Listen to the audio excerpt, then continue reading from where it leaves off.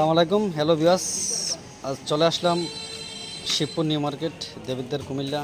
এখানে শুভ সকাল, তাজা সবজি পাওয়া যায়। পাশের ভাই কেমন আছেন? ভালো ভাই, কেমন আছেন? আলহামদুলিল্লাহ। কলমির বান্ডেল কত?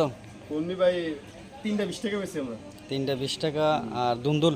দুন্দুল 45-50 এরকম। আর মিষ্টি কুমড়া? মিষ্টি ভাই কেজি হিসাবে 40 টাকা। 40 টাকা কেজি। আগে চির ছিল, যখন আমরা 90 দশকে খাইতাম, দেখতে পাচ্ছেন। আর কাঁচা পেঁপে?